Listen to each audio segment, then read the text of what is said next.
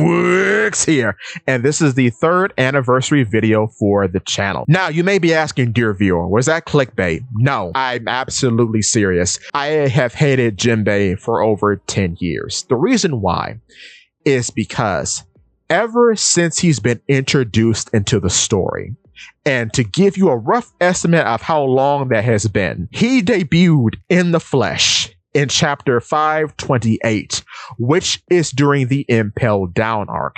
Chapter 528 premiered on January 19th of 2009, meaning that Jinbei has been in the manga for 16 years.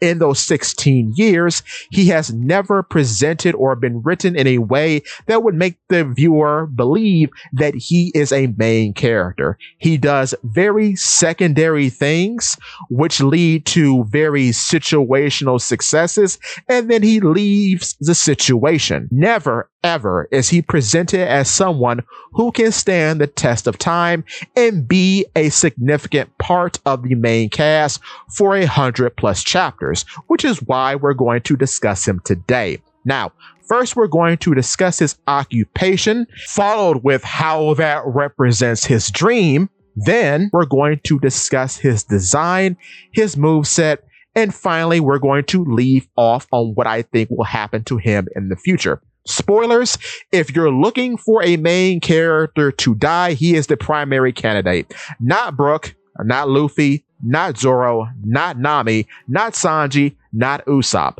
Jinbei. It's going to be Jinbei. So let's start off with the occupation. That guy in a little coat. Now, when it comes to occupations, Jinbei is quite an odd fish, as he has one of the longest resumes of any other character in the entire franchise of One Piece. I don't know why this was done in particular for him, but I'm going to give you a quick rundown as to what he has accomplished. He has been a soldier in Neptune's army on Fishman Island. He has been a part of the Sun Pirates. However, he was the only significant member of the Sun Pirates that we know of, because only he and Fisher Tiger at the time had a bounty. Then he became the captain of the Sun Pirates after Fisher Tiger's passing. But then that leads to him becoming one of the 7 warlords. Big accomplishment there. On top of that, he is an associate of Whitebeard and the Whitebeard Pirates, meaning he was a part of a Yonko crew. After Whitebeard's demise in Marineford, he then becomes an associate of another Yonko crew in being partnered with the Big Mom Pirates for the protection of Fishman Island. But after that, he becomes a trusted crew member of another Yonko crew, in which he is a commander on the Yonko crew called the Straw Hat Pirates. Now, you may be asking, why is having such a prolific resume a bad thing? Well, dear viewer, the problem here is that all those organizations that Jinbei had been a part of in the past serve nothing for what he is acting as now as a member of the Straw Hat Pirates. At no point in any of those organizations does he serve as helmsman. Not for the Sun Pirates, not for the Whitebeard Pirates, and not for the Big Mom Pirates. It's only as a Straw Hat Pirate that he is given the occupation of helmsman, and this happens rather randomly. Whereas with other characters in the past, their occupation was pretty obvious from how they acted before they joined. Zoro was a bounty hunter, meaning that he was using his sword skill to feed himself. So that was his occupation, cutting up pirates for their bounties. Then you have Nami. Nami was a cartographer for the Arlong Pirates. She served as their navigator. When you look at Sanji, Sanji was still a cook at the Baratier. He was an experienced chef before he joined the Straw Hat Pirates. Then you look at Frankie. In Water 7, he was a ship dismantler. And before that, he was an apprentice under Tom. So he had worked as a shipwright before and knew how to take apart a ship. And his expertise is shown throughout the arc. When you look at Brook, Brook was a musician already before he joined the Straw Hat Pirates, as he was a part of a musical crew, the Rhubarb Pirates. When you look at Chopper, Chopper was already a doctor on Drum Island. So it's no surprise that he will be a doctor when he joins the Straw Hat Pirates. When you look at Usopp, Usopp having that one scene in a flashback before he joins at the end of the Surah Village arc shows you that he has always been a skilled marksman, even as a child. This, coupled with Luffy knowing his father Yasopp, paints him to be a future sniper for the Straw Hat crew. So all in all, the positions and occupations are very obvious, even with more weird occupations like that of archaeologist. Well, the reason why Robin was a part of Baroque Works was that Crocodile knew she could read the poneglyphs. So that's why she was such a high value member in Baroque Works, because of her skill that we find out that was fostered when she was back on Ohara. All these things are laid out bit by bit, piece by piece. So in that way, it makes a lot of sense.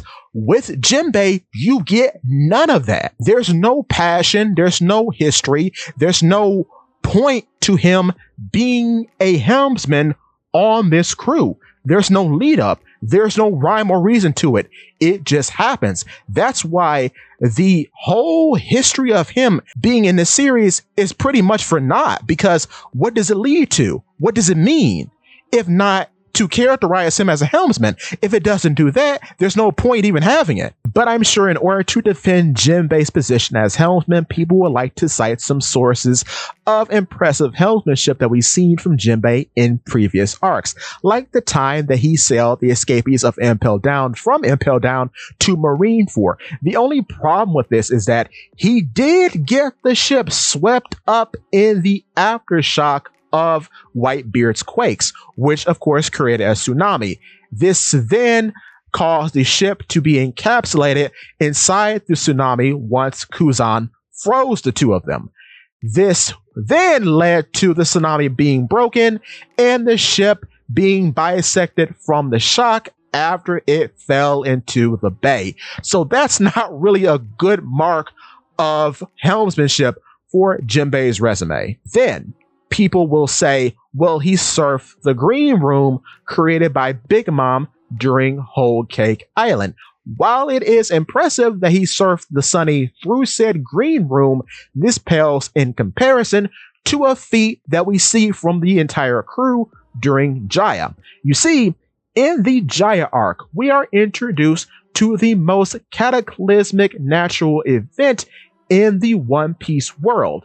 That is the knockup stream. Why is the knockup stream so dangerous? Well, the knockup stream in the past was able to bisect an entire island, as it bisected the island of Jaya, knocking half of it up into the sky, 10,000 meters into the sky, which then it became the upper yard. We have never seen a natural event cause that much damage to an island since.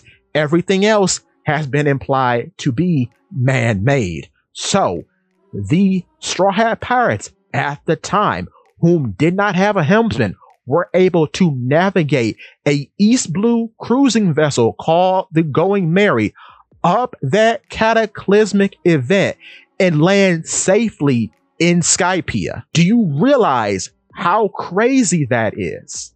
Because even pirates with tons of experience, like the Roger pirates, were shaken by going up the knockup stream. Not only that, but the Blackbeard pirates at the time who were hunting Luffy, whom had a helmsman on board, were decimated by the knockup stream. So with that being said, the rookie Straw Hats, against all odds, managed to sail up the most dangerous oceanic event in the series with a cruising vessel, whereas Jinbei has nothing like that in his resume as a helmsman. Therefore, as far as the narrative goes, it has done a very, very bad job in establishing why the Straw Hats need Jinbei as a helmsman, as the feats he has shown off so far pale in comparison to the power of the knockup stream and how easily it can destroy anything in its path. But on the topic of how weird Jinbei being a helmsman is, It's strange that he has no passion for vehicles. He has no passion for manning a multitude of different vehicles and steering them in fun and interesting ways. It's like Zoro's interest in swords, or Frankie's interest in building materials and technology, or Sanji's interest in food. Jinbei doesn't have that for manning vehicles, which is a shame, seeing as how a big part of the time skip was that the Straw Hats got a plethora of different vehicles to drive, and those vehicles can then combine together into a mech, which again is another vehicle. Jinbei has nothing to do with any of that. Is not interested, has shown no interest. It's even stranger when we have a personal submarine on the ship that's shaped like a shark that has nothing to do with the shark character. That is odd. Jinbei is not shown to care about any of these things. He is surprised when he learns that the Sunny can fly, but that's about it. That's all the interest that is generated. If you're a car guy in real life, you're interested in cars. Cars are your entire life. So with Jinbei, the same passion should be present for vehicles, ships, and otherwise. If there's a cool vehicle present, there should be passion for it. And again, we see this with every other character on the ship.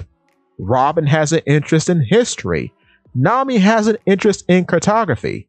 There are interests that then support the occupation. So him not having said passion or interest for a thing that applies to his occupation is alien. Like the amount of pride and care Frankie has for the Sunny, and is often very offended when the ship is damaged, should be shared by Jinbei, but it's not. In addition to that, it's really weird that Jinbei's position has been uprooted more than any other Straw Hat in the series, because at the end of Wano, Luffy argues with Jinbei saying, "Oh, I need to beat Law and Kid off Wano. Let me take the wheel, Jinbei." Or when he abandons his post in a dire situation when the crew is coming into Egghead, he tells Frankie to take the wheel while he goes off to save Luffy and Chopper. However, there was another character who could have saved Luffy and Chopper during that time, and that was Sanji, especially seeing as how Sanji often cares for women. This is important because Bonnie was with them. So Sanji, having the ability of Blue Walk, could have sped through the water and saved all three of them, while Jinbei manned the helm and got the rest of the crew out of the situation of battling the giant mechanical shark. So it's weird with the effort that is made to get Jinbei in the position of helmsman that his position is often played up for jokes or not taken as seriously, whereas in the past, when the crew don't have Nami, they suffer the wrath of a hailstorm. When they don't have Sanji, they suffer the wrath of food poisoning. So it's weird that other characters have been shown to be more important, whereas Jinbei can both abandon his post or have his post wrestled away from him, and no consequences come to the rest of the crew. Very strange. But continuing off of that, and this is a lesser point, but it's more and more important the more I think about it. Jinbei should be interacting with Frankie all the time, not just the one time where Jinbei joined in Wano, because it is Jinbei now who is the protector of Frankie's dream, essentially, and being tasked with the occupation of helmsman, because Frankie's dream is to build a ship that has conquered every sea in the ocean. Jinbei is the helmsman, the person tasked with driving the boat. So it is Jinbei who's now the holder of Frankie's dream, because he's tasked with conquering these seas with his supposed expert helmsmanship. But the two don't talk. That's odd. Why is it written like this? On the subject of people who he should be interacting with on the crew based on his occupation, he should have more interactions with Nami, especially seeing as how they have a shared history in that he kind of ruined her life by letting Arlong go free. So it's weird that they don't really talk either. And they don't even work together outside of that one scene in Whole Cake Island. And at that point, he wasn't even a part of the crew. So all in all, it's really weird how he's been presented as the helmsman so far in the series. That guy in a little coat. But unfortunately, this leads into the disconnect between Jinbei's occupation on the Straw Hat crew and his supposed dream. His dream is mentioned a few times, both by himself and by other characters, and it is to strengthen the bond between humans and fishmen. Or really not him, but he wants Luffy to do it, which is such a weird way in how it's worded, that he wants Luffy to do something for him. Whereas every other dream we've seen in the series is inherently selfish, and that's the beauty of the dream. It's something that you want, therefore you go out and you get it. Robin wants to discover the true history of the world. Brook wants to meet up with Laboon again. Zoro wants to become the best swordsman in the world. Usopp wants to become a great warrior of the sea. Sanji wants to find the All Blue. Frankie wants to sail to the ends of the world on a ship that he built. Chopper wants to cure all diseases. All the dreams are direct. They are selfish. They are meaningful in their selfishness. Making a map of the world is something that Nami directly wants to do. Wanting someone to do something for you as a dream is such a weird departure from every other character that has had the privilege of being a main character in this series. It makes Jinbei very alien in that regard, because what does that mean for the journey with him there? Is he just there enjoying the ride? I've heard many of people say that him being on the ship is simply enough to prove a point. However, this is, to be frank, a dumb point.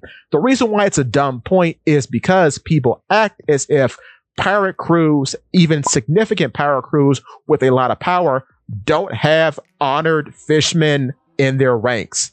Don Quixote Doflamingo had Dillinger, a fighting fishman. Whitebeard has Karma and Mako in his ranks. Big Mom has had half fishman and merfolk children. So what are you talking about when you say Jinbei being alongside Luffy is enough to end racism or what have you? That makes no sense narratively. No one would think that. And in terms of respect, this goes against that whole idea, because multiple times when Jinbei shows up, people are frothing at the mouth from his prestige. Law and Kid are shocked in Wano when he shows up to join Luffy. Even Bonnie respects him when the four of them crash on Egghead Island, stating, "Oh, I was surprised when the Son of the Sea joined you, Luffy. Wow." So it's weird that we're trying to paint this narrative of everyone's racist when significant characters froth at the mouth upon seeing the visage of Jinbei. It's very strange. Then, if you break down the dream to its base components, he is saying that by sitting on the future Pirate King ship, that will end racism. How does that make sense? Because from the context of what we know about Pirate King, you're just the king of the criminals. People are still afraid of pirates. So how would that stop racism? Because again, people are aware of Fishman. Even in the boonies of the East Blue, not everyone's afraid of Fishman. How do I know this? Because in Logtown, Sanji finds a fishmonger who sells him elephant tuna named Sappy. Sappy is the first half fishman in the series. Are people burning down his fishmonger shop? No. No, he's an active business in a town in the East Blue. So even in the boonies of the East Blue, people aren't afraid of Fishman. People are afraid of pirates, because pirates are criminals that usually come to seek and destroy, to pillage and ransack.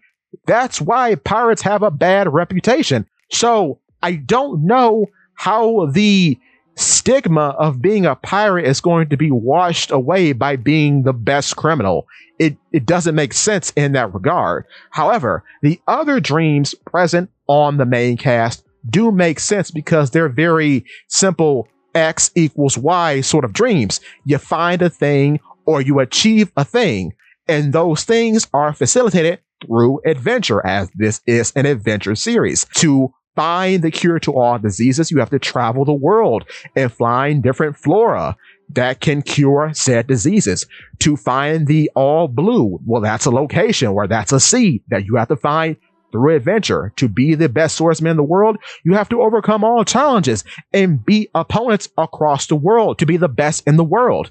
To become a brave warrior of the sea, same difference. You have to overcome all challenges and overcome yourself, and then you'll be a brave warrior of the sea. To find the true history, you have to record the information from the poneglyphs and put that information together. In order to have a ship that has conquered every ocean and that has sailed around the world, well, you have to be on that ship to see it through. That way you know for yourself that your ship that you built sailed every ocean and sailed the entire world. In order to meet Laboon, to play the toned down recording of his friend's last song, you have to circle around the world and meet Laboon again to play the song for him. Like, these things are very paint by numbers and easy to understand.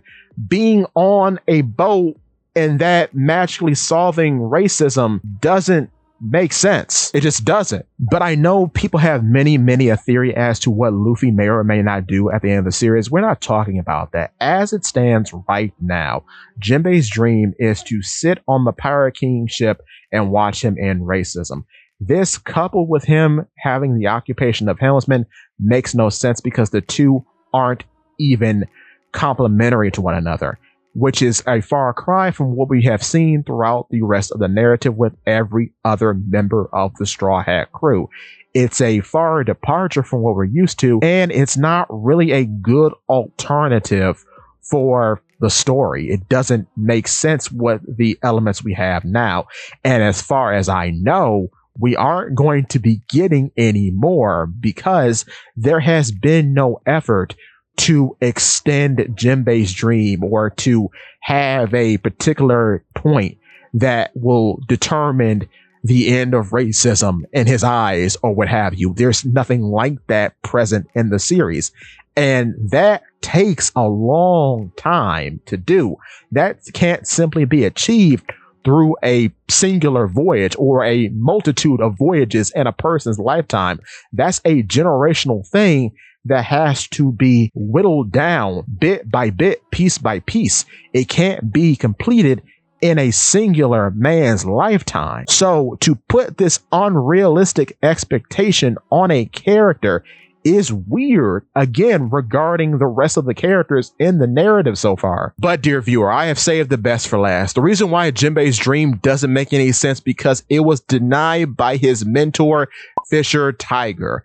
This is the first time a dream has been denied by a mentor character close to our main character in the narrative. Let me explain. So all Straw Hat characters have mentor characters. However, none of them deny the main character their dream. In fact, if it comes up in conversation, the mentor character will often push that main character to complete their dreams no matter what. Two situations that are very similar are with Brook and with Usopp, because with Usopp, Bichina, his mother, pushes him to grow up to be a brave, strong man like his father. So, in that being said, she wants him to be a brave warrior of the sea, much like his dad, because she holds no gripes towards his father for leaving both of them for the ocean. Then, when you look at Brook was pushed by Yorkie on his deathbed to complete the mission to go back to see Laboon. He was the former captain of the Rhubarb Pirates before Brook took it over. So in both ways, the mentor character knows that they entrust the main character with their dream because they know they won't be there to see it. So they're giving them their blessing to go off and do the thing that needs to be done because they know that's what the main character wants to do. Yorkie knows that due to the powers of Brooks' revive fruit, that he is the only one who, no matter what, will be able to go back to see Laboon. And Bachina knows that Usopp is Yasopp's son, so he has to grow up to be a brave warrior of the sea, like his father. So, when we get to Jinbei, the reason why this is so weird and obtuse in comparison to every other example that we've seen is because in chapter 623, during the Fisher Tiger flashback, we see Fisher Tiger, like with Yorkie and Bachina, on his deathbed. And he says, "Listen to me. I've lived the life I wanted, and everything I did went against what Queen Otohime wanted to accomplish. She is right. Of course, everyone wants peace, but we can never change this island. That's the job of youngsters like Koala who know nothing of the past. Please don't say anything to the people of the island. Don't tell them of our tragedy, of our rage against the humans." So he is saying to Jinbei, as well as every other Sun pirate or former Sun pirate, that they aren't the ones who will stop racism. They aren't the ones to change things for the island or for their people. That is for the next generation, people like Koala. And on top of that, Koala is actually more equipped to put humanity on a path to have better relations with fishmen because her situation is both similar to Fisher Tigers, as both of them were enslaved by the celestial dragons. Because in this same chapter, Fisher Tiger admits that he was a slave. So he and she have that in common. So she knows the horrors of the world government like he does. Jinbei does not. Let me just make that clear. Jinbei does not. Jinbei was never a slave. He was imprisoned, but he was never a slave. So it really paints a weird picture for Jinbei that he supposedly is going to sit on the ship of the Pirate King and that will stop racism or whatever, when that's not even his destiny, as this destiny is actively denied by his mentor. He's not going to be a part of it. He says to Jinbei and the others, it's not meant for us. It's meant for the people after us, the people who don't know the tragedy of this hate. That's who it's meant for. It's not meant for you, Jinbei. It's meant for her. It's meant for Koala. So with that being said, this doesn't happen with any other Straw Hat. I need you to understand this. There is no other situation in which anybody turns to Zoro or Nami and says, "No, child or prodigy of mine, you will not do the thing. It's not meant for you. It's meant for that guy over there." That doesn't happen. That simply does not happen, which is why this is so weird that this exists, and we're supposed to believe that Jinbei is at the forefront for mending racial relations between human and fishman. It doesn't make sense. It simply doesn't make sense when the mentor is actively telling you, no, you're not the one to do this. And I'm just saying this because we've built a pattern up over the 16 years that this character has been in the manga, and every other character before him has had the similar beat to their backstory, but he's the only one that's different. And then it would be a different world if Koala was just a civilian, but no, she's not. And we're going to talk about her more later, but she's not just a minor character. She is actively trying to change people's minds. She's an active participant in doing the thing that Fisher Tiger wished she would do. So I can't really say that this adds up to nothing, but no, it means something. That guy in a little coat. So we're in the design section now. We're going to talk about Jinbei's personality first before we get into how he actually looks, because personality is pretty important as well. And I forgot to mention it in the introduction, so that's why we're putting it here. Okay, so here's the thing. Jinbei's boring. And I don't mean that to be funny. He's actually boring. The reason why he's boring is because he doesn't have a gag. Now, I know you've probably heard that over the years if you've been around as long as I have, but it's true. You see, gags are important not just because they're jokes, it's because they are trauma whittled down to become parts of the character's personality because your life experiences shape who you are. It makes total sense if you present it in that way. So, for example, the reason why Nami is so money hungry is because she knows what it feels like to grow up without money. The reason why Brook comes off as insane a lot of the time is because everything that he was has been taken from him. His personhood has been ripped from him in multiple ways. He is a bag of bones. He is a walking corpse. At one point, his shadow was taken from him. A thing that you wouldn't even think could be pilfered from you was taken from him by Gecko Moria. And then he was taunted by that shadow in the form of somebody who was stronger than him at that time. So yeah, he does make jokes about himself called skull jokes because he's coping with the fact that he is a living abomination. That's why the skull joke exists. The reason why he asks women for their panties is because he spent 50 years on a ship filled with corpses. He has not had contact with human life. So yeah, he's very overindulgent of certain people because he's gone so long without them. It all makes sense. They're not just here for jokes. They're part of the character. When you look at Usopp, the reason why he lies so much is because lies put smiles on people's faces, like his mother, Bechina, or Kaya. When he told tall tales, that made them smile. That's why he has an addiction to lying. And then the reason why he's scared often is because he knows now that the world is much bigger than himself, that he has to work hard to compete with these superhuman monsters that he is accompanied with. That's why he gets scared, but he still goes through what he has to go through in order to accomplish what has been trusted to him. When you look at Sanji, the reason why he loves women, because the only people that cared about him before he met Zeph were women, his mother Sora and his sister Reiju, who helped him escape the Germa. So then when you get to Zeph, Zeph then instills in him that it's wrong to hit women. So his love of women represents the love that he has for all the people that have cared about him throughout his life. It makes total sense. So when you get to somebody like Jinbei and the fact that he has nothing like this from his past, nothing that shapes him, nothing that makes him interesting, nothing for other characters to bounce off of in a conversation, it does make him boring. But however, you can't hide from me. People usually say that the reason why Jinbei is perceived as boring is because he is the straight man character, right? So I'm going to read to you what a straight man is. The straight man or straight woman in the case of female characters, also known as a comic foil, is a stock character in a comedy performance, especially a double act sketch comedy or farce. When a comedy partner behaves eccentrically, the straight man is expected to maintain composure. Now, with that being said, every straw hat on the crew has been a straight man. That is not a designated person's job in the comedy antics that usually go on in the narrative. For example, there's a very funny one in chapter 604 as the crew is making their way down to Fishman Island.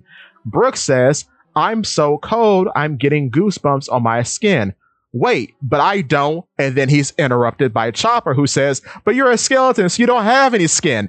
And then in the very next panel, he's depressed because Chopper interrupted his joke. Very funny. Luffy has been a straight man as well, because in Whole Cake Island, specifically during chapter 831, in the Seducing Woods, Luffy, Chopper, Carrot, and Nami are attacked by a crocodile homie. Nami reacts saying, "That was a talking crocodile with clothes and a hat. This forest is dangerous and weird." Luffy, in disbelief, turns to Nami and says, "Seriously, at this point, if that freaks you out," while holding Carrot's shoulder as Chopper looks on. And Nami responds, I didn't mean, yeah, but," because Chopper is a reindeer wearing clothes and a hat who can talk. Carrot, and being a mink, is a animal as well, wearing clothes and a hat. So Luffy is being the straight man in this situation, responding to how ridiculous Nami is reacting to something that she should be used to by now after being with Chopper and Carrot for such a long time at this point. Therefore, the joke is funny. On top of the fact that they just left a literal civilization of talking animals in Zou in regards to the mink, in which Nami had arrived at Zou before Luffy did. So that makes the joke even funnier, as she should be more used to this concept than Luffy is at this point. And this is an example of Luffy, one of the more ridiculous Straw Hats, being a straight man in a situation when a character who is usually down to earth is acting eccentrically. So, I say that to say, every character has had the opportunity to be a straight man. That isn't a specific role that Jinbei has to play, as everyone has the capacity to play that role in a comedy act. So we're touching all the old stuff today, because way back in the day when Fishman Island was still happening in the manga, so around 10 years ago or so, people were thinking that Jinbei's gag would be to name plans that he came up with. The reason for this is because he is trying to come up with a name for the plan to save Shirahoshi and the royal family back in chapter 634. People really thought this was going to be a pillar of his character. However, this is the only time where this joke comes up. And in this joke setup, he isn't the straight man, mind you. The other characters are the straight man because they're pointing out the ridiculousness of the situation. So the whole straight man argument falls in the face of this situation right here. But this situation doesn't even matter because it doesn't become a core of his character. It doesn't become a gag. It's just a conversation. Nothing more, nothing less.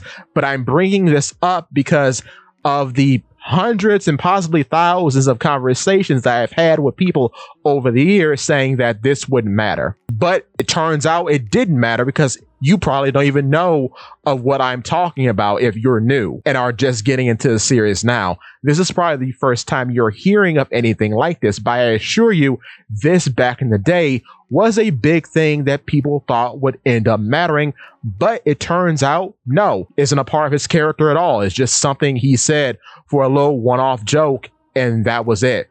This isn't brought up when, say, he's negotiating for Capone and Luffy to meet during Whole Cake Island. That plan isn't named. The whole plan to break Mother Caramel's photo, not named. And many other plans that Jinbe has been a part of through the course of the story up to this point aren't named. This isn't his gag. I just wanted to point that out because I've been meaning to talk about this for years. But continuing. Now, another argument I've heard over the years is that the reason why Jinbe doesn't have a good feel for the crew just yet, which just yet is laughable because the character has been in the series for 16 years, but I digress.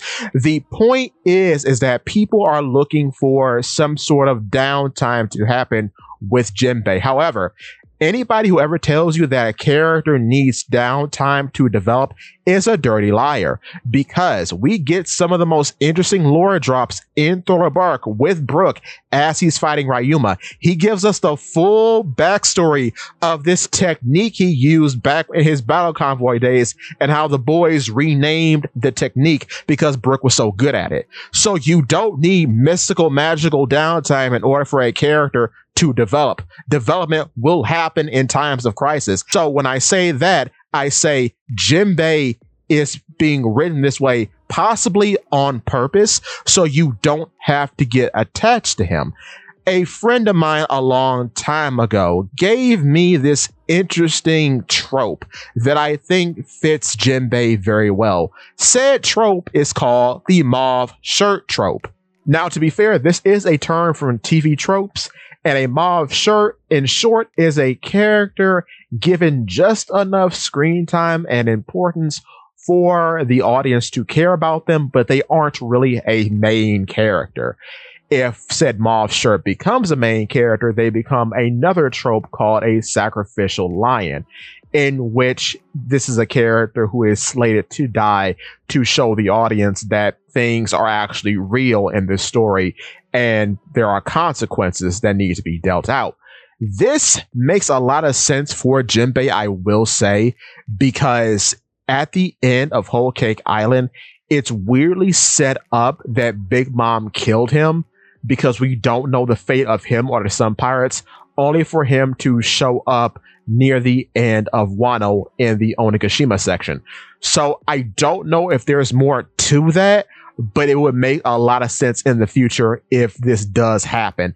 And it would explain a lot of things we've been going over so far, like how his dream doesn't make sense, how his mentor denies him his dream, etc., because it's quite alien as to how he's been written so far, where there's no real reason to write him like this if he is slated to stick around and be the helmsman forever. But with that being said, do I think Jinbei has good moments? Yes. However, these good moments, these beats in the story, even though they serve a purpose, they don't make him a character. Like toasting farewell to Big Mom or giving Luffy a blood transfusion. These are good moments, and I'm not beating up on anyone for liking these good moments because they're good for the times in which they are contained in. However, beyond that, Jinbei doesn't have much character, which in turn makes him very shallow, because it's really weird that he doesn't have any of these small down moments with any other character that results into something meaningful, nor does he have any weird lore bits that make you think more deeply about him. For example, when Sanji mentions that he's from the North Blue, it sticks in your mind because that's really weird. Why would he say that? And in turn, that turns into a whole character arc. Or Brook in general is just really strange because he existed in a time in which we don't even talk about. So that's always food for thought when you think about the character. Jinbei doesn't even have that. When you look at all the other warlords, even, we have a warlord now, thanks to the SBS, who has not appeared in the manga, who basically built the entirety of Kaido's crew because of his interest in Zoan-type devil fruits. And that man's name is Hanafuda, the guy who gets replaced by Kuma. Do you know how crazy that is? Even amongst the 7 warlords, he is the most uninteresting because all the warlords have lore still that we need to get into. Like, for example, what is Crocodile's true nature? Was he a woman in the past? We don't know. Why does Mihawk have those weird eyes that look like Emu's eyes? We don't know. Is Edward Weevil really the son of Whitebeard? We don't know. But that's a point of interest to think about. So amongst the 2 major groups that he's been a part of in the narrative, he comes out the lesser character for it because he is only a set piece for these big moments in the narrative, but he doesn't have anything onto himself that makes him a standout character. Even when you look at other fishmen, Arlong, either for good or for worse, is characterized by the comparison between Arlong Park and Sabaody Archipelago that's made. Now you get in his psychology as to why he built his hideout the way he did. Jinbei doesn't even get that. And it's weird. Now, I'm not defending Arlong's actions here, but I'm saying it's weird that you give all these other characters so much care, but leave this one out in the cold, and he's your main character. Jinbei is a main character, but he's not treated like one, which makes you think that he's ultimately disposable for something else to come about. You care about him just enough to mourn his passing, but not enough to think about him once he is gone, which is very sad, but that seems to be the case because even when you look at Trafalgar D. Waterlaw, who too was a warlord at one point, look at how much story he was given. He's given it a whole arc, almost 2 arcs worth of narrative based on his relationship with another warlord in Don Quixote do Flamingo. And when you get to Don Quixote do Flamingo, he's got a whole nother bit about him that we don't know. What does he know about the world government that makes him such a valuable target to keep locked up? It's weird. We don't even know his eyes look like. That could be a story point too. You never know. But with Jinbei, there are no secrets. One thing that people have hooked onto, and this is taking us into his actual design, the Thunderbolt scar that he has, people brought up that that could be important. Some have even weirdly mentioned that that's more important than Zoro always keeping an eye of his closed, which I don't believe that, but okay, we'll entertain this thought for a second. Do you know that the Thunderbolt scar isn't even unique to him? That's shocking, isn't it?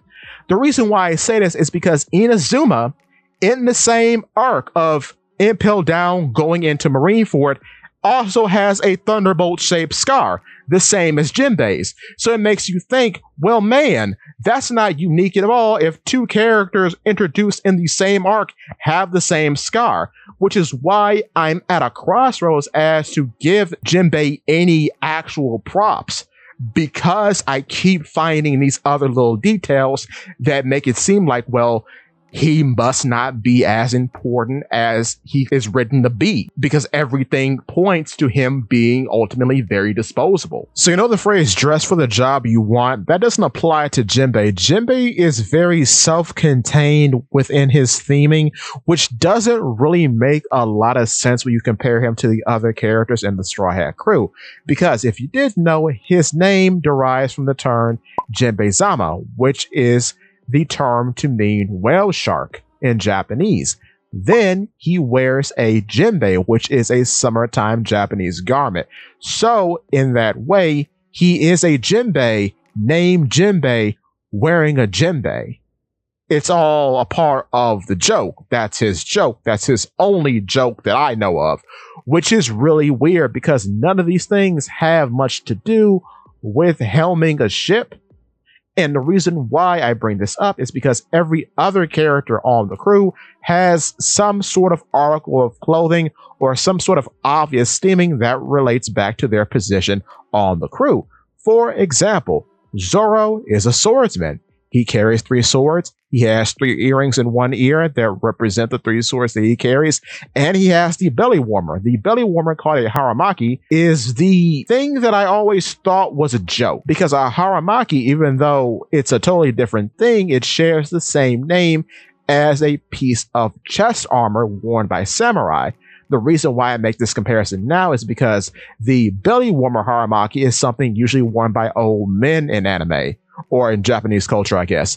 So I think it's funny that this old man garment has the same name as a piece of Japanese armor, and Zoro is someone who hails from Wano, the land of samurai.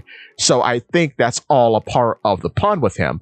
But going off of that, then you have Usopp. Usopp doesn't seem too obvious at first, but the first point of which we see that he's good at being a marksman, a sniper, is in a flashback of him in which he hits a bullseye without even trying. This relates back to the armband that he has around his wrist, because the armband looks very similar to a bullseye because it's ringed. So that's why I think the whole sniper theme comes from the fact that he very well may have a bullseye wrapped around his arm. With that being said, when you look at Sanji obviously is always dressed like a waiter. So what I'm saying is that the theming has always been very deliberate when it comes to the Straw Hat designs. Another one that I don't think a lot of people have picked up on is Robin. Now, in the pre-time skip, Robin is known for wearing this cowboy hat. Now, obviously, this is most likely in the narrative a reference back to the cowboy hat that Jaguar D. Saul is known for wearing. However, in popular media, another archaeologist known for wearing a similar hat is the movie character Indiana Jones. Then, when you move over into the post-time skip, Robin is known for wearing these aviator glasses. The aviator glasses and the cowboy hat combined together in her post-time skip, Jolly Roger. However, another archaeologist character known for wearing similar shades is Lara Croft from the video game series known as Tomb Raider. What's also very interesting about Lara Croft and Robin is that they're almost wearing the same thing. Like, they both wear a midriff crop top. The only difference is that in Robin's key design in the post-time skip, she's wearing a sarong, whereas Laura Croft is always known for wearing shorts. So that's a small departure, but I do get the comparison, especially seeing as how Laura Croft always has her hair back in a ponytail, and in the post-time skip design for Nico Robin, she has her hair slicked back. So it reads very similarly. Talking about video games, Jinbei is more so dressed up like characters such as Ryu or Ken from Street Fighter, in that he is wearing a kimono-style outfit and sandals. But he doesn't reflect his occupation in the style that he dresses in. He reflects that he's about to fight using some sort of Japanese martial art, of which he kind of does because he uses Fishman Karate and Fishman Jiu-Jitsu. But this more so reflects on his fighting style as opposed to his occupation on the crew, which is very odd. Now, before anyone says anything, and I've heard this a lot, but let me just make this clear. Fishman Karate does not help you steer boats. I just want to put that out there because I've heard that a few times over the years.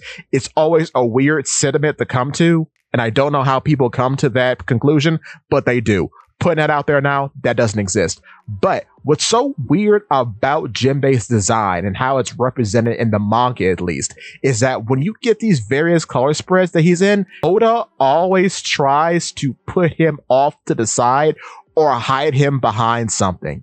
It's so funny once you start to notice it, but once you notice it, you can't look away. He'll put him in a glass. He'll put him in the background. He'll put him in a big coat that's very simple. It's so odd. Now, back a little while ago on the Rose Skull podcast, hosted by myself and my co-host Zach, we had a YouTuber on who goes by Mocher Janiac, who made a very popular One Piece design video. And we wanted his opinion on something and see if he's noticed this as well. Jinbei, for all intents and purposes, does not change his outfit. No matter what outfit Oda decides to put him in, every outfit he has very similar elements to his initial key art, which is such a weird thing to notice because no other Straw Hat goes through that dilemma. Characters will change clothes drastically. This is especially impressive for post-time skip Frankie because, of course, he's got these big, massive ball shoulders. But even then, the ball shoulders are utilized in very interesting and creative ways when Oda decides to put him in a different form of dress. This does not happen for Jinbei. Not in movies, not in the current arc either. All the elements are recycled or repurposed to give him the same silhouette that he's always had. We've only seen him with his shirt off like a small number of times, and even then, that doesn't really change how he looks. It's such an odd thing to do, and I wonder why Oda gravitates to making him exactly the same. But with that being said, you may be saying, well, his body type is hard to dress for. But then again, I offer you post-time skip Frankie. His bald shoulders are ridiculous, and yet Oda finds a way to put him in some very interesting outfits. But on top of that, when you think about Frankie, I have to ask, do you remember his father Tom? Tom and Jinbei look just alike. They have the same body structure. But Tom wears pants, and Jinbei refuses to wear pants under any circumstances. Even in Egghead, he's wearing a Hawaiian shirt over his Jinbei, and then the Jinbei, I guess, is just hanging at his waist to look like a type of kilt or skirt, but he's still wearing the Jinbei, which makes me think Oda is just hard pressed on this joke of Jinbei being a Jinbei named Jinbei wearing a Jinbei. It's so odd that it has to be deliberate. Then on top of that, when you look at Jinbei's design as a fishman, he is a whale shark fishman. However, I am perplexed as to why this is made to be as boring as everything else about him, because when you see other fishmen, like as far back as Arlong Park, a very conscious effort was made to show that their physiology is interesting and unique and fun. You look at Hachi and him him being a six-armed guy with suction cups on his arms that can spit ink like an octopus, or how Arlong was a saw-nosed shark and could use that saw-nosed tip to turn himself into a big arrow and such. The physiology has always been a good sticking point for fishmen, which makes them very interesting characters in combat. However, Jinbei does not even look like a Jinbei. Jinbei has always looked like a Japanese Oni of some sort, and I wonder why this is, because especially when we get into Wano, he looks like the other fauna that are around Wano, especially when you look at his eyebrows and sideburns. He is a dead ringer for those type of guys, and I wonder, was this of any significance at all? Even when you look at his tusks, I know he looks like a Goomba, but whale sharks don't have teeth. So again, it's weird that he was given tusks, because whale sharks are famous for just sucking in their food. They're filter feeders. They don't bite down on anything. So again, that's weird. Now, I know in many artistic fan art depictions, they say that Jinbei has a whale shark-like print on his back. But to be honest, we've never seen his back, so I don't really know if that's back there or not. He could just be a big blue guy.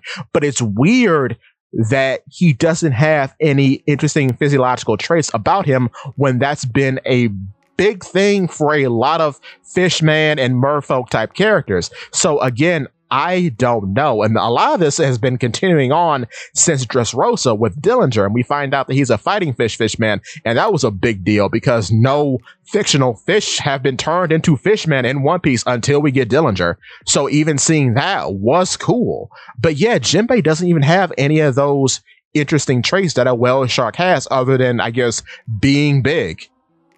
But going back to body shape, it's super weird that Jinbei is so simple, and yet Oda is dedicated to putting him in this patterned garment that he apparently doesn't want to draw. Now, that's not a fact. That's just an observation, because again, in these color spreads, he tends to hide him or put him off to the side or put him in something different so he doesn't have to draw this patterned garment, which is super weird to me.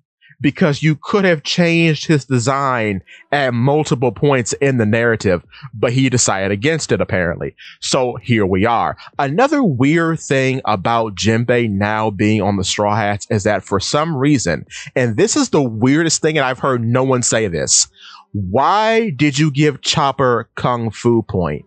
And Kung Fu Point, if you don't know, is taken off of the inspiration from the people of the Birdie Kingdom, because the people of the Birdie Kingdom have the same body shape as Chopper, but they also look like a human version of Jinbei.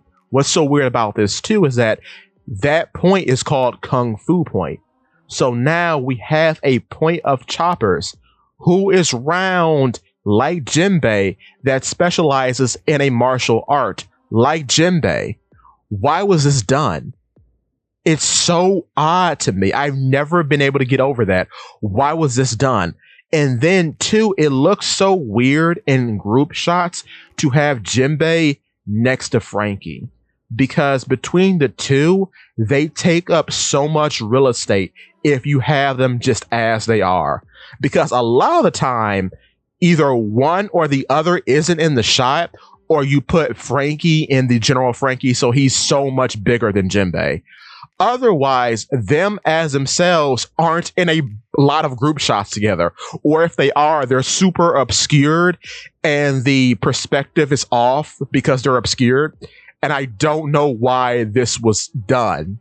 It's so strange because it's obvious that it's very hard to have them both in the same composition, just being normal. And I don't know if I'm just seeing things or this is a legitimate problem, but that seems to be the case. You really didn't have that problem with Frankie and Brooke at any one point because they're so different in terms of shape, but both Jinbei and Frankie are now super duper wide. So it's really weird to have them in one composition together with all the other characters on top of that. So I don't know. It's just a strange observation that I'm making here. This part could not mean anything at all, but it's just a pattern I've been recognizing. The similarities to Chopper, the weird composition, and how he tends to hide him all the time, despite not necessarily needing him to be in a patterned garment. So odd, but moving on. Another big shame about Jinbei's design is that it doesn't inform the reader about anything new in the series. It's not a very good world building element because with a lot of members, not all of them, but a lot of them, their designs in themselves are world building elements. They inform you about what can exist in the world of One Piece. For example, Chopper is a reindeer that ate the human fruit. This is the first time in a series of which we see that yes, animals can eat devil fruits, and when they eat devil fruits, they can result in creatures like Chopper. And this is the first time in a series of which we see how diverse and intricate a Zoan fruit can be, because it gives Chopper human intelligence. So that goes to show you that yes, devil fruits can do quite a bit. Then when you move on to characters like Frankie, Frankie introduces cyborgs to the entirety of the series. And he does this with his weird Popeye-esque body. And that opens up the door for so many other characters moving forward. When we meet Brook, we are then given another example as just to how far a devil fruit can actually go, because it brings Brook back to life as a skeleton. After all other body functions have long since rotted away, his bones remain, and the devil fruit still acts on its promised effect and brings Brook back to life. So that lets you know too that even paramecia type devil fruits can have weird effects on their users and result in weird and wacky situations, which then opens us up to more weird and wacky reality warping fruits in the future. All these things build upon themselves. However, when you have Jinbei is a fish man. We've seen many a fish man up until his reveal. There have been tons upon tons. Even in Fishman Island, there are more interesting fishmen than Jinbei. There are more interesting merfolk than Jinbei. It's so odd that he is so plain in how he's being presented. He doesn't offer anything new. The only thing I can say he brings to the series that wasn't there before is the idea of Fishman Jiu-Jitsu. And now we're going to get into the mechanics of his fighting style. Will I be as negative as I was here? Well, we'll see. That guy in a little coat. Fishman Jiu-Jitsu is shown off to us by Jinbei for the first time, and it is a partner fighting style to Fishman Karate. What's so interesting about Fishman Jiu-Jitsu so far is that it's a very rare fighting style that very few characters actually use in the series. So far we have Hody Jones, Jinbei, Hack, and Aladdin in the anime who are able to use Fishman Jiu-Jitsu. Fishman Karate is the main fighting style that Jinbei uses, and he seems to be a master of said fighting style because he has a very intimate knowledge of how it's supposed to be done. As Fishman Karate's secret is learning how the water moves around you. So when Jinbei performs techniques, he sends a shockwave through the air. That shockwave moves through the water in the air and goes through the water that is present within an opponent's body. This is a very interesting technique because it is shown to go through the natural defenses of someone like Luffy, who is a rubber man, and actually hurt him.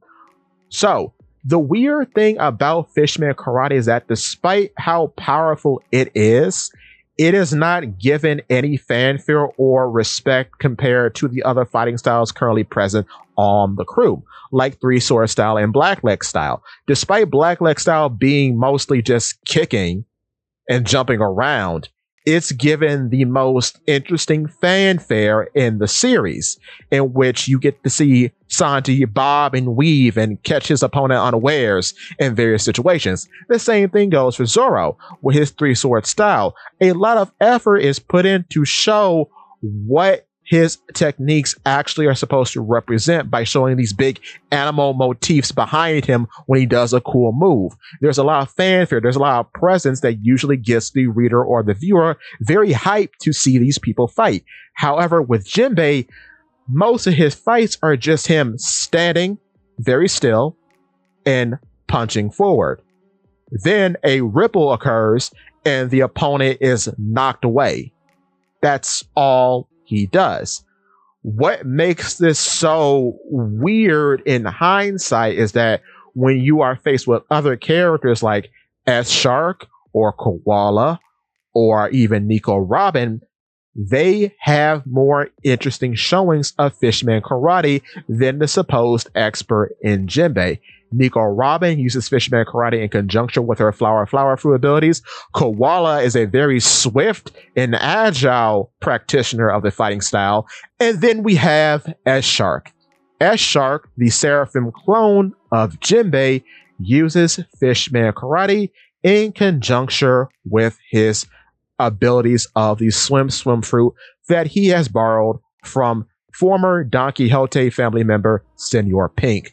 The reason why this is one of the most interesting utilizations of the fighting style is because under the properties of the swim fruit, apparently everything becomes water-like. Therefore, this could have grand implications moving forward for S Shark. What is so weird about S Shark in conjunction to Jinbei is that despite Jinbei being very much for his race and mending the relations between fishmen and humans, he has nothing to say about S Shark's existence. Mind you, S Shark is a world government weapon made to oppress those who don't agree with the world government's way of running things. In being on Luffy's crew, you are a staunch opponent against the world government. So it's very strange that when Jinbei sees a clone of himself using the techniques that he has honed over the years that serve as a symbol of his people, now grossly morphed and perverted into a weapon made to ultimately oppress his people, he has nothing to say about any of that in the Egghead arc. He simply turns and says, "Oh, that's odd," and continues to run away. That's not good character building. And I'm putting this in the fighting style section because it's weird that S Shark is presented in a more interesting way than Jinbei himself. On top of that, what's so weird about all of this is that Jinbei is the only warlord so far in the series up to the point of this recording that has seen his Seraphim, and yet he has no reaction to it. All the other Straw Hat characters who meet S Shark freak out at the presence of him. There's a clone of their trusted crewmate before them. That's a weird thing to view. But Jinbei himself thinks nothing of it, even though in being a humanitarian and wanting the best for both humans and fishmen, he should be greatly appalled that someone has taken his visions, taken his culture, and has turned it into a gross abomination of a weapon. It doesn't make sense, again, for his character. S Shark is, by all intents and purposes, a terrible, terrible blight on his culture as a fishman. But with that being said, it's also quite strange that he doesn't even have anything to say about Robin picking up fishman karate from Koala, which is interesting because in Koala teaching Robin a human fishman karate, she's doing more to bridge the gap between humans and fishmen than Jinbei has ever done. Because in teaching someone out of the culture of the fishmen is a step in the right direction to bridge relations between human and fishmen. At least I think so. And I think that was a very important story element that Robin learns fishman karate from Koala. I will say this for Jinbei being a helmsman and using fishman karate and fishman jujitsu, it fits because he's weaponizing steering and he's weaponizing water. He's directing ripples in the air to his opponent. He's directing liquid into his opponent. So it's a bit on brand. It makes sense in that way. It fits his occupation. However, it's very weird that he's supposed to be a better practitioner at fishman jujitsu than Hody Jones because his main fishman jujitsu technique has just been used and reused over a number of arcs without anything new being added. The only difference is that the liquid he's using to make the technique, because the technique is called Sea Current Lifter. This changes depending on the liquid being used. For example, we have Black Tea Lifter that he uses against Katakuri in Whole Cake Island. And then we have a Sea Cloud version that he uses to save the children in Elbath. So it's not really that interesting because it's just the same technique with different materials. So I fail to see why that is interesting. What's weird about this too is that Hody Jones is said to be a lesser practitioner of the fighting styles compared to Jinbei, but his utilization of Fishman Jiu-Jitsu is way more fascinating than anything Jinbei has done in the manga, because his technique called Pack of Sharks is super cool because he can make shark constructs out of water, like he's a Logia or something. It's very neat. So that's just weird that yet again, an antagonist is given a more interesting technique than our main character. Super odd. But continuing off of that, let's talk about his ability to talk to fish. Apparently, very late now in the Elbaf arc, we have learned that he has an entire shark network. However, does this matter? Absolutely not.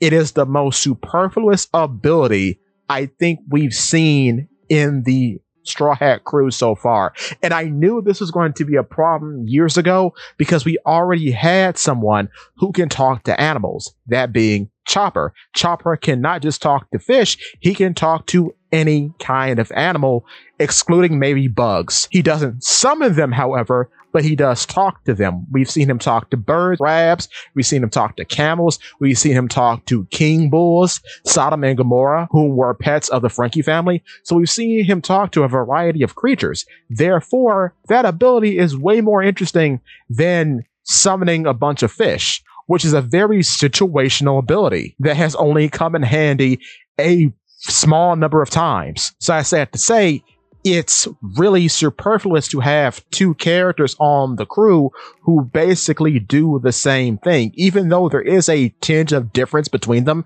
one is simply more interesting than the other, because when Chopper talks to an animal, he has now made that animal a character, like the wolves in Skypiea. By talking to them, he makes them characters. He gives them more personality.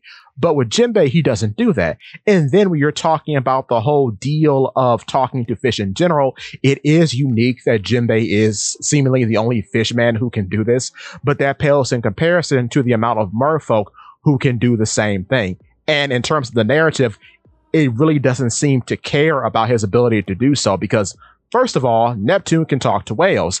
That's a unique ability that only he has. And then the cherry on top, the queen of the court is Shirahoshi. Shirahoshi can summon sea kings, the dangerous sea beast that we've seen since the start of the series. She can control these things. A terror of the ocean is at her beck and call. That is leagues upon leagues more interesting than Jinbei summoning a bunch of sharks. It just is. And because of this ability, she is an ancient weapon. She is Poseidon. That is leagues above summoning a bunch of sharks to carry you to a particular location. I will say again, that too does fall in line with him being a helmsman, because at least he can summon a mount to ride, I guess. With that being said, let's move on to our final section. That guy in a little coat. So that brings us to our final section. I hope the torches and pitchforks aren't out yet, but if Jinbei is your favorite character, you do like all the writing choices that have been done with him so far, I deeply apologize, but this has needed to be said, because over the years of me observing this story and observing people who talk about it, it's weird that many people tend to ignore how strangely Jinbei has been written for the longest time. That is why I do think if any main character was going to perish in this narrative, it would be him. With the idea of Jinbei kicking the bucket, I think this will be a narrative parallel to what we went through in the pre-time skip in losing Mary. So back then, we lost the actual ship in order to gain a new one in the Thousand Sunny. Here, we're going to lose the one who drives the ship, Jinbei, in order to gain a new character. That character being Koala. I've talked about this many a time on the channel, but I do believe she will be our new helmsman. For starters, she's dressed like a chauffeur. She's dressed like someone who will be driving a vehicle. That's The first point. Second point, she is what Fisher Tiger was dreaming of on his deathbed. He said, we aren't the ones to change things for our people, but the youngsters like Koala will make the difference. And she's already making the difference in teaching others how to use Fishman karate. So you have a human spreading the culture of the Fishmen to other people. That right there is already bridging the gap between Fishmen and humans.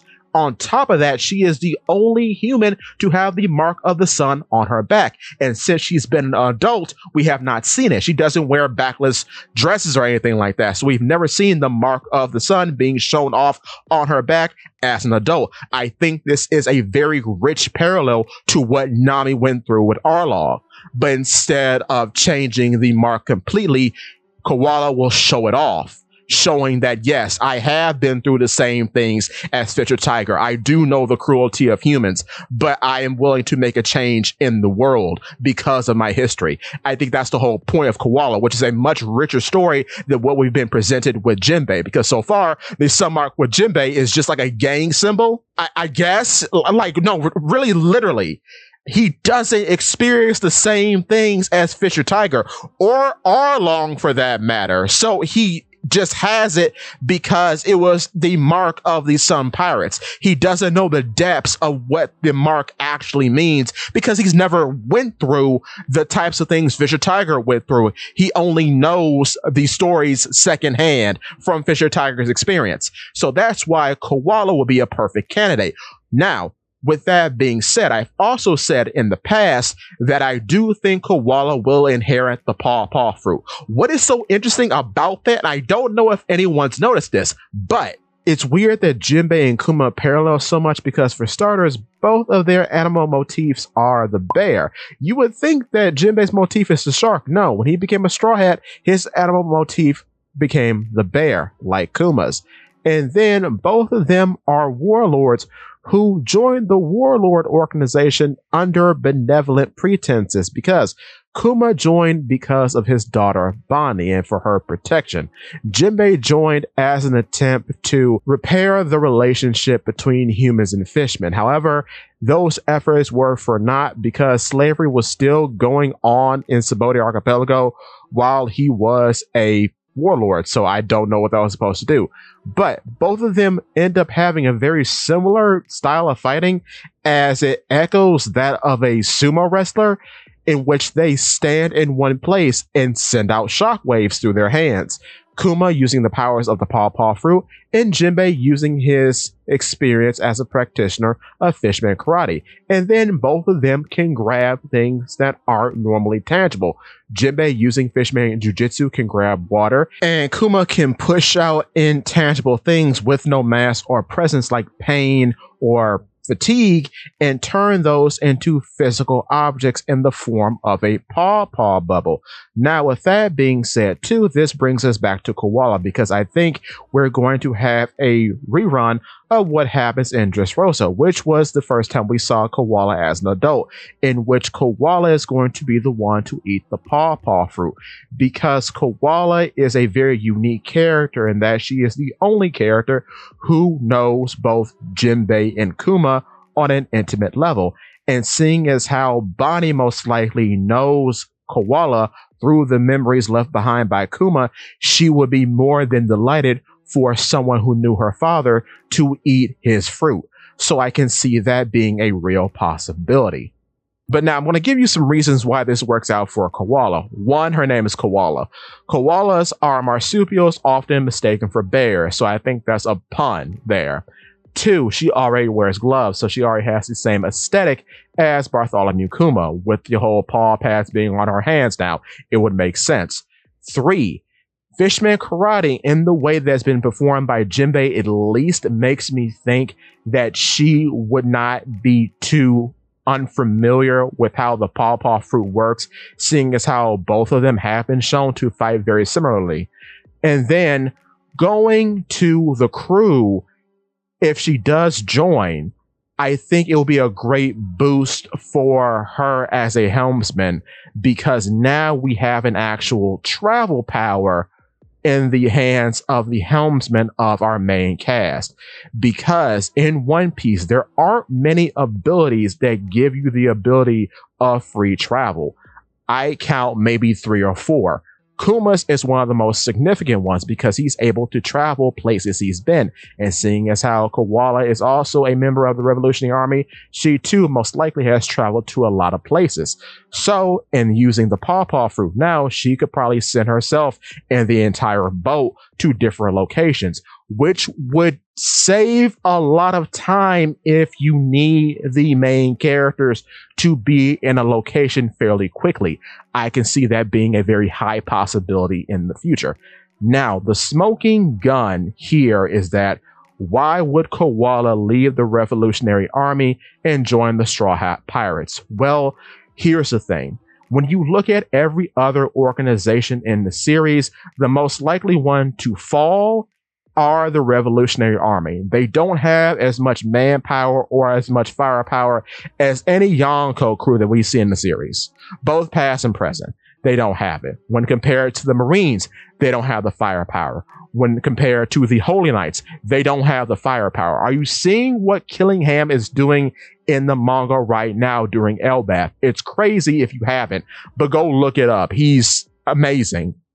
Nobody in the Revolutionary Army is competing with that. So if there was ever a faction to fall in One Piece, it would be the Revolutionary Army. And I think when that happens, Koala is going to have to reevaluate her decisions. Because from some little snippets that we've seen in the past, it seems as though there might be a mole in the Revolutionary Army. Because the fun fact about them, and I've talked about this in another video, there has never been a traitor in the Revolutionary Army. We've seen traitors in warlord factions, in the Marines, in pirate crews, but never in the Revolutionary Army, which I think is very odd.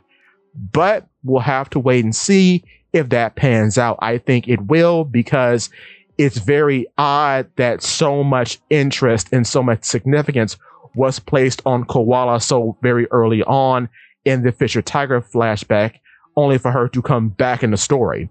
These things have to be acted on. At least I think so. With that being said, that brings us to the end of our 3-year anniversary video.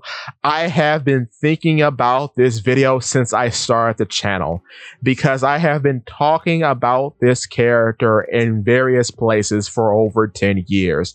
And it's nice to finally have a platform in which I can get all these thoughts off my chest and present them to the masses. So thank you so much for following me for the 3 years I have been on YouTube and the time I've been on TikTok. I thank you all so much.